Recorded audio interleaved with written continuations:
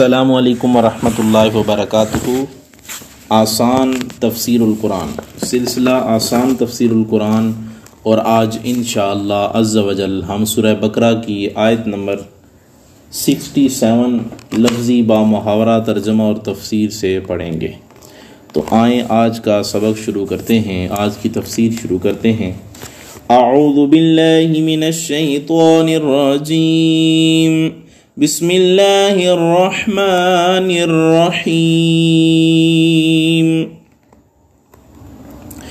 وَإِذْ قَالَ مُوسَى لِقَوْمِهِ إِنَّ اللَّهَ يَأْمُرُكُمْ أَن تَذْبَحُوا بَقَرَةً قَالُوا أَتَتَّخِذُنَا هُزُوًا قال اعوذ باللہ ان اکون من الجاہلین۔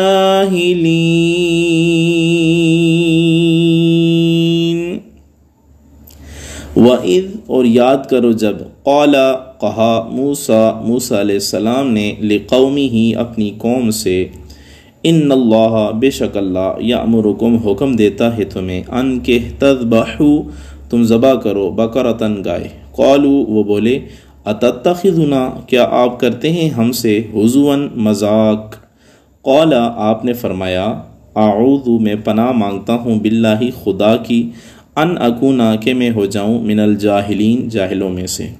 اور یاد کرو جب کہا موسیٰ علیہ السلام نے اپنی قوم سے کہ اللہ تعالیٰ حکم دیتا ہے تمہیں کہ تم ذبح کرو ایک گائے، وہ بولے کہ آپ ہمارا مذاق اڑاتے ہیں۔ آپ نے کہا میں پناہ مانگتا ہوں خدا کی کہ میں شامل ہو جاؤں جاہلوں کے گروہ میں۔ سب سے پہلے جانیں گے کہ اس آیت کا پچھلی آیت سے کیا تعلق ہے۔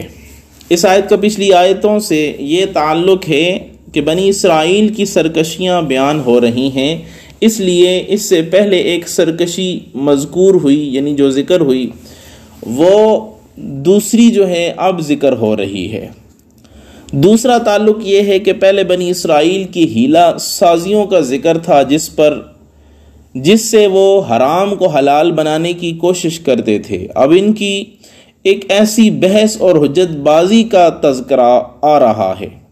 تیسرا تعلق اس کا یہ ہے کہ ہیلہ سازی کے عذاب بیان ہوئے، اب حجت بازی کا نتیجہ بیان ہو رہا ہے کہ زیادہ بحث کرنا، حجت بازی کرنا، یہ بہت سختی ہے۔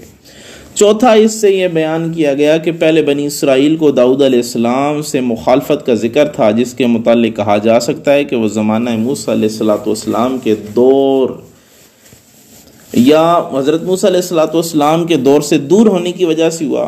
اب خود موسیٰ علیہ السلام کے زمانے کے واقعہ ذکر ہو رہا ہے، جس سے معلوم ہوا کہ یہودی اصل میں ہی جو ہے وہ سرکش ہیں۔ اب یہاں پہ شروع میں دیکھیں فرمایا وَإِذْ قَالَ مُوسَىٰ، یعنی یہاں پہ وہی فعل پوشیدہ ہے کہ اے بنی اسرائیلیو وہ واقعہ یاد کرو، اے نبی، اللہ کے پیارے نبی، ان کو وہ واقعہ یاد دلائیں۔ واقعہ یہ تھا کہ بنی اسرائیل میں ایک شخص جس کا نام آبیل تھا، وہ بڑا مالدار تھا اور لا ولد تھا، یعنی اس کی کوئی اولاد نہ تھی۔ اس کے چچا زاد بھائی نے میراث کی لالچ میں آ کر اس کو قتل کر دیا اور اٹھا کر دوسرے بستی کے دروازے پر ڈال دیا، اور صبح کے وقت اس نے خون کا دعویٰ کیا کہ میرے چاچا کا کسی نے خون کر دیا ہے، اس کا میں بدلہ لوں گا، اس کا قصاص لوں گا۔ اور حضرت موسیٰ علیہ السلام کی بارگاہ میں آیا اور اس بستی والوں پر خون کا دعویٰ کرنے لگا۔ حضرت موسیٰ علیہ السلام کے پاس یہ قوم آئی جن پہ دعویٰ کیا گیا تھا کہ آپ اللہ سے دعا کریں کہ حقیقت حال جو ہے وہ ظاہر فرما دے۔ تب آپ نے اللہ تعالیٰ کی بارگاہ میں آ کر جب یہ سوال کیا تو حضرت موسیٰ علیہ السلام کو یہ جواب ہوا کہ ان اللہ یأمرکم ان تذبحوا بقرہ، کہ اللہ نے حکم دیا کہ ان کو بتائیں کہ ایک گائے ذبح کریں۔ جب یہ بات ہوئی تو انہوں نے کہا کہ موسیٰ علیہ السلام، ہم آپ سے دو گروہوں کے درمیان فیصلے کا مطالبہ لے کر آئے ہیں کہ آپ فیصلہ فرما دیں، کہیں ایسا نہ ہو کہ ہمارے درمیان جھگڑا ہو جائے، اور آپ ہمارے ساتھ یہ مذاق کر رہے ہیں کہ آپ لوگ ایک گائے ذبح کریں۔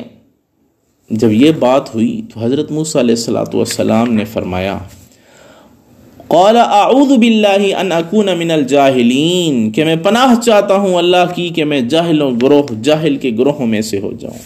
یعنی بے ربط جواب دینا یا شریف فیصلے کے بعد مذاق اڑانا، دل لگی کرنا یا کسی کو مذاق بنا کر اس کی جو ہے وہ تذلیل کرنا، یہ جاہلوں کا کام ہے. انبیاء کی شان اس سے بہت بلند ہے، بہت بالا ہے، اور رب کی پناہ مانگتا ہوں کہ میں اس قسم کی حرکت کر کے جو ہلاک زمرے میں ہو جاؤں، لہذا میں جاہل نہیں ہوں. تو اس سے یہ پتہ چلتا ہے کہ موسیٰ علیہ السلام نے ان کو ایسا جواب دیا جو بڑی حکمت والا تھا. اب اس پوری آیت کا خلاصہ کیا ہے؟ سب سے پہلے یاد رکھیں کہ گائے کا قصہ کیا ہے. کہ بنی اسرائیل میں ایک نیک شخص تھا جس کا ایک چھوٹا سا بیٹا تھا. اس نے ایک چھوٹی سی بچیا یا گائے کا بچہ جسے کہتے ہیں وہ بڑی محبت سے پالا تھا.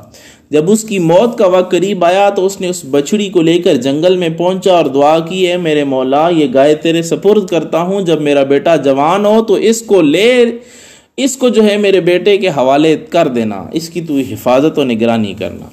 مگر اس کی گائے جو ہے وہ جنگل میں رہی اور اس کا بیٹا جو ہے وہ گھر میں پرورش پاتا رہا، جوان ہوا. اس کی والدہ نے فرمایا کہ فلاں جنگل میں جاؤ، تمہارے والد نے تمہارے لیے ایک گائے جو ہے وہاں پہ تمہارے نام پر رب کی بارگاہ میں چھوڑی تھی اور رب کی حفاظت میں دی تھی تیرے لیے. اب وہ شخص وہاں پہ چلا جاتا ہے. والدہ نصیحت کرتی ہیں کہ بیٹا جب اس کی قیمت کرنے لگو، بیچنے لگو، تو ایک دفعہ مجھ سے جو ہے وہ مشورہ ضرور کر لینا، یہ میری شرط ہے. جب وہ گائے لے کر نکلا جنگل سے باہر، ایک فرشتہ امتحان کے لیے آتا ہے، پوچھتا ہے یہ گائے کتنے کی؟ ان کا 3 اشرفیوں کی. نے کہا کہ بغیر یہ مجھے 6 اشرفیوں کی دے دو. نے کہا نہیں، میں پہلے والدہ سے پوچھوں گا پھر جو ہے وہ تمہیں دوں گا. والدہ سے پوچھ کے آتے ہیں تو کہتے ہیں میری والدہ نے کہا ہے ٹھیک ہے، لیکن شرط یہ رکھی ہے کہ سودا طے کرنے سے پہلے میں ایک دفعہ والدہ کو بتاؤں گا. نے کہا ٹھیک ہے، آپ یہ مجھے 6 کے بجائے 12 اشرفیوں کی دے دیں، لیکن آپ والدہ سے مشورہ نہ کریں، والدہ کو نہ بتائیں. انہوں نے کہا نہیں، میں ایسا نہیں کر سکتا.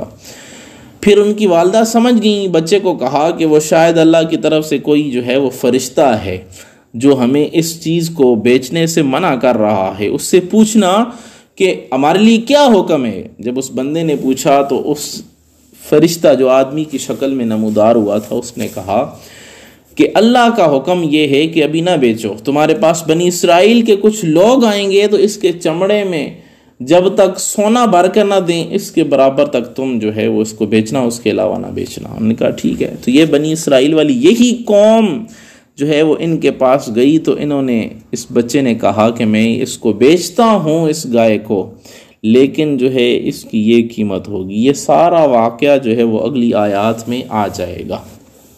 یہاں پہ صرف یہ بتاتا چلوں کہ والدہ کی بات ماننا کتنے فائدے کی بات ہے. اور یہاں پہ دوسری بات یہ بتائی گئی کہ اس پوری آیہ کریمہ میں ایک معجزہ بیان کیا گیا ہے. وہ یہ ہے کہ حضرت موسیٰ علیہ السلام کے پاس یہ لوگ آئے فیصلہ کروانے، تو حضرت موسیٰ علیہ السلام نے خود فیصلہ کیوں نہیں کیا؟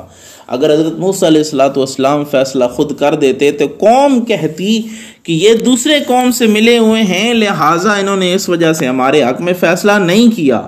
تو حضرت موسیٰ علیہ السلام نے یہ کام نہیں کیا، بلکہ فرمایا کہ اللہ کا حکم مجھے یہ ہے کہ گائے کو ذبح کیا جائے، اس کا ٹکڑا مردے پہ مارا جائے، وہ خود اٹھ کے جو ہے وہ بتائے گا فلاں بندہ میرا قاتل ہے. اس سے جو ہے تم میرے اوپر یہ اعتراض نہیں باندھو گے. اور دوسرا، اللہ نے اس گائے کے ذریعے سے ان کو جو ہے ایک معجزہ دکھانا چاہا. اب یہاں اس پوری آیہ مبارکہ میں ایک اور چیز ہمیں یہ پتہ چلتی ہے کہ انبیاء کرام استہزاء، مذاق جیسی صفات سے پاک ہوتے ہیں، کیونکہ حضرت موسیٰ علیہ السلام نے کہا اعوذ باللہ ان اکون من الجاہلین. اس سے یہ معلوم ہوا کہ ایسا مذاق جو کسی کی دل آزاری کرے، ایسا مذاق جس سے کسی کی تذلیل ہو، ایسا مذاق جس میں جھوٹ شامل ہو، فحش گوئی پر مشتمل ہو، حرام ہے. اور انبیاء کی شان اس سے بہت بلند برتر ہے، کیونکہ یہ جاہلوں کا کام ہے۔ البتہ انبیاء خوشطبی فرماتے ہیں جو کسی کی دل آزاری اور تذلیل پر مشتمل نہ ہو، بیچ میں فحش گوئی اور جھوٹ نہ ہو۔ انبیاء کرام علیہ الصلوۃ والسلام اس قسم کی جو ہے وہ خوشطبی فرماتے ہیں۔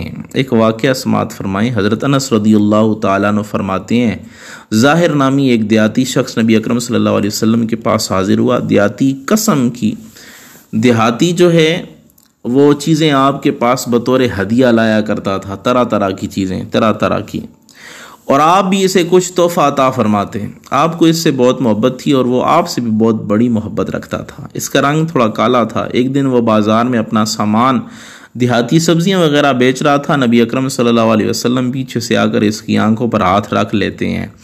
پہلے اس نے کہا کون ہے، مجھے چھوڑو۔ پھر جب اس کے دماغ میں حضور علیہ الصلوۃ والسلام کے جسم اقدس کی خوشبو پہنچی، اس نے اپنے آپ کو پیچھے سے پکڑ لیا، حضور علیہ الصلوۃ والسلام کو پکڑا اور برکت کے لیے اپنا جسم آپ صلی اللہ علیہ وسلم کے جسم سے رگڑنے لگا، مس کرنے لگا۔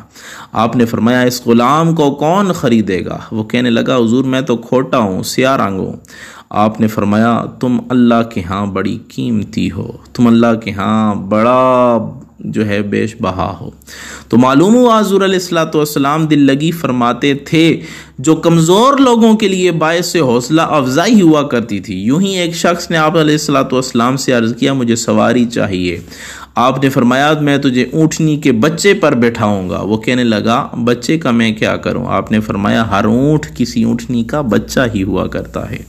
حضور علیہ الصلوۃ والسلام کی خوشطبیاں، اس طرح بہت سارے واقعات موجود ہیں، لیکن یہاں پہ جو چیز میں بتانا چاہ رہا تھا وہ یہ ہے کہ حضرت موسیٰ علیہ الصلوۃ والسلام نے فرمایا مذاق اڑانے کو حضرت موسیٰ علیہ الصلوۃ والسلام نے بجا طور پر جاہلوں کا کام قرار دیا، اور حضرت حسن رضی اللہ تعالیٰ عنہ سے مرسلاً مروی ہے کہ مذاق اڑانے والے میں سے کسی کے لیے روز قیامت جنت کا دروازہ کھولا جائے گا، جب وہ قریب آئے گا تو دروازہ بند کر دیا جائے گا، پھر دروازہ کھولا جائے گا، وہ ادھر لپکے گا، قریب جانے پر بھی وہ بند ہو جائے گا۔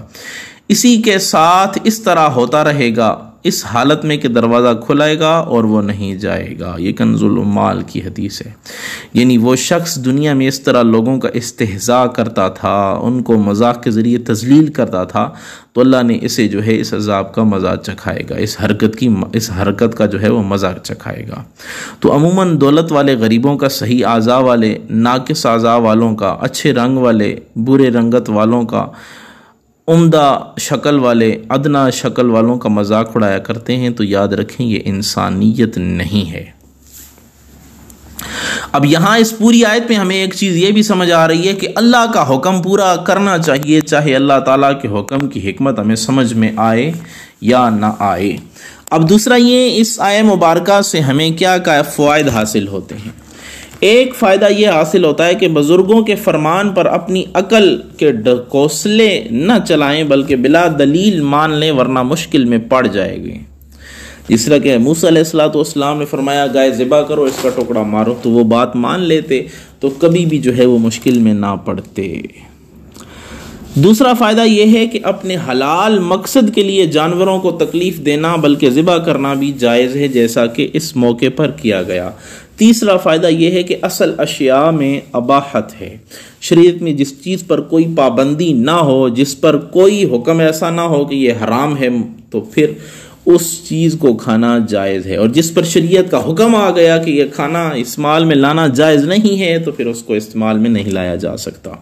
چوتھا فائدہ یہ ہے کہ بزرگوں سے زیادہ سوال کرنا بھی خرابی میں ڈال دیتا ہے، کیونکہ قرآن نے فرمایا لا تسألوا ان اشیاء ان تبد لکم تسؤکم، کہ زیادہ تم چیزوں کے بارے میں سوال نہ کیا کرو، کہیں ایسا نہ ہو اس کا حکم بدل جائے تو پھر تمہیں برا لگے۔ اس لیے صوفیاء کرام فرماتے ہیں جب اپنا شیخ اپنا پیر کوئی وظیفہ یا عمل بتائے تو اس میں پوچھ کر پابندیاں مت لگاؤ، بلکہ آزادی سے اس وظیفے کو کر ڈالو۔ پانچواں فائدہ یہ ہے کہ احکام الہی میں تبدیلی بھی ہو سکتی ہے اور تغیر بھی۔ دیکھیں ان کو پہلے مطلق حکم دیا گیا کہ گائے ذبح کرنے کا، پھر ان کے سوالات سے وہ گائے جو ہے وہ خاص کر دی گئی، یعنی حکم خاص کر دیا گیا۔ چھٹا فائدہ یہ حاصل ہوا، جو اپنے بال بچوں کو اللہ کے سپرد کر دے تو اللہ اس کی عمدہ پرورش فرماتا ہے۔ ساتواں فائدہ یہ حاصل ہوا، جو اپنا مال اللہ کے بھروسے پر اس کی امانت میں دے اللہ اس میں برکت دیتا ہے۔ آٹھواں فائدہ، ماں باپ کی فرمان برداری حق تعالیٰ کو بہت پسند ہے۔ علماء فرماتے ہیں دوسرے نیک اعمال کا بدلہ آخرت میں ملے گا، لیکن والدین کی اطاعت کا بدلہ دنیا و آخرت دونوں جگہ جو ہے وہ ملتا رہے گا۔ اور اس کے بعد 9واں فائدہ یہ ہے کہ فیض ربانی خیرات و قربانی کرنے سے حاصل ہوتا ہے۔ 10واں فائدہ، راہ خدا میں نفیس مال دینا چاہیے، عمدہ مال دینا چاہیے۔ 11واں فائدہ، گائے کی قربانی بہت افضل ہے، کیونکہ موسیٰ علیہ السلام نے ان کو گائے کی قربانی کا حکم دیا، نہ کہ دوسری چیز کا۔ نیز حضرت ابراہیم علیہ السلام نے فرشتوں کے سامنے گائے کا گوشت ہی پیش فرمایا تھا، وَجَاءَ بِعِجْلٍ حَنِيذٍ، جس طرح کہ قرآن میں ہے۔ اور ہر جنت کی پہلی غذا جس طرح حدیث سے ثابت ہے کہ مچھلی کا گوشت ہوگا اور گائے کی کلیجی ہوگی۔ نیز مشرکین گائے کی عبادت کرتے ہیں تو اس کو ذبح کر دینے میں شرک کی حقارت ہے، جیسے کہ قیامت میں جو ہے وہ چاند سورج جہنم میں جائیں گے، مشرکین کی ذلت کے لیے ایسا کیا جائے گا۔ اور 12واں فائدہ یہ ہے، کسی کو مذاق سے پریشان کرنا یا مسائل شرعیہ میں دل لگی کرنا یا مقدمے کے فیصلے کے وقت مذاق کرنا جہالت ہے، اور انبیاء اکرام علیہ السلام اس سے معصوم ہے۔ اور 14واں فائدہ یہ ہے کہ اللہ تعالیٰ نے 13واں بلکہ فائدہ یہ ہے کہ پیغمبروں کا فرمان بہرحال ماننا چاہیے، سمجھ میں آئے یا نہ آئے، ان کے فرمان کو غلطی یا دل لگی پر محمول کرنا بے ادبوں کا طریقہ کار ہے۔ 14واں فائدہ یہ ہے، اللہ تعالیٰ اپنے پیارے بندوں کو میراث، ان کے پیارے بندوں کی جو میراث ہے اس کو محفوظ رکھتا ہے اور وارثوں کو پہنچا دیتا ہے۔ دیکھیں وہ پیچھے ایک واقعہ بیان کیا تھا، آگے بھی آئے گا کہ ان طالع کے ایک صالح شخص کا مال زیر دیوار دفن تھا اور دیوار گری جا رہی تھی، لیکن حضرت خضر علیہ السلام نے مفت میں اس کو جو ہے وہ ٹھیک کر دیا۔ تو یہ اس آیہ مبارکہ سے ہمیں فوائد حاصل ہوتے ہیں۔ اللہ سے دعا ہے اللہ تعالیٰ جو ہے وہ اس آیہ مبارکہ کو صحیح طرح سمجھنے، پڑھنے اور اس پر عمل کرنے کی توفیق عطا فرمائے۔ آمین برحمتک یا ارحم الراحمین۔